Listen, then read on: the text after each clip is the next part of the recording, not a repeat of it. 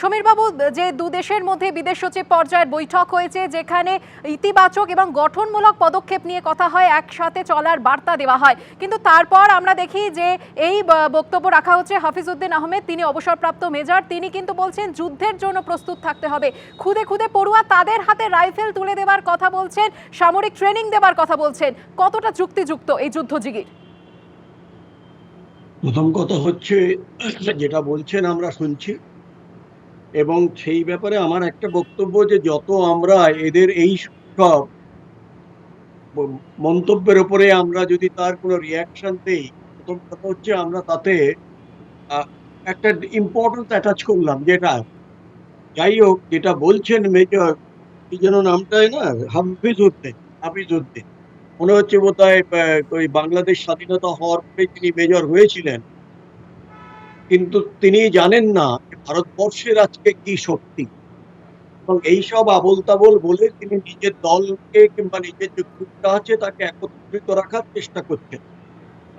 তুমি rifle training দেবে, নাকি তুমি এলএমজি ট্রেনিং দেবে, তুমি মর্টার ট্রেনিং দেবে, না কি ট্রেনিং দেবে, সেটা তোমার ব্যাপার, তোমার দেশের। তুমি রাইফেল ট্রেনিং দাও, কে কে। কিন্তু যদি আমাদের দিকে কোনোরকম তবে আমাদের দিকে উগ্রভাবে তাকিয়েছো, তাহলে তোমাদের সেই ট্রেনিং তোমাদের দিকে যে আমরা আবার ভালো করে আসবো। ঠিক আছে, একবার একবার এরকম হয়েছিল, আমি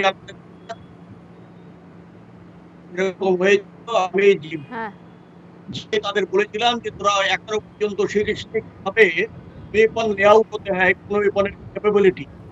বাংলাদেশ তো স্বাধীন হয়ে গেছে অনেকদিন পরের কথা। এই যে অবস্থা হয়, এইসব দেখিয়ে আমাদের কাছে কোনো কাজ হবে না। আমরা চাই তোমরা ভালো থাকো, আমরাও ভালো থাকি। কারণটা হচ্ছে যদি দুটি ভালো থাকে সব দিক দিয়ে, তাহলে কিন্তু ক্ষতি হবে। এইসব ফালতু ইয়ে করে কোনো লাভ হবে না। কেন করছেন আপনারা? আপনাদেরকে বুদ্ধি শেষ হয়ে গেছে?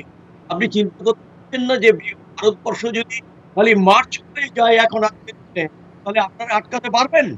পারবেন না। সুতরাং আসুন না, যেটা ছিল ৭১-এর পরে, এই এই ভাবটা কেন নয়? আজকে আপনারা করছেন র্যাডিক্যালসদের, আপনারা প্রমোট করছেন যারা এই টেররিস্ট, আপনারা প্রমোট করছেন যেগুলো তানজিম রয়েছে আপনাদের যারা আল্ট্রা, তাদেরকে এই ভুলে যাচ্ছেন যে ফ্রাঙ্কেনস্টাইন করছেন কাদের? তারা কিন্তু আপনাদের উপরে এসে মারবে, কেন তাদের হিম্মত নেই। এইটা ছোট্ট চারটা হয়তো ভেতরে ঢোকার চেষ্টা করবে, কিন্তু সেই চেষ্টা যাতে বানচাল হয়ে যায়।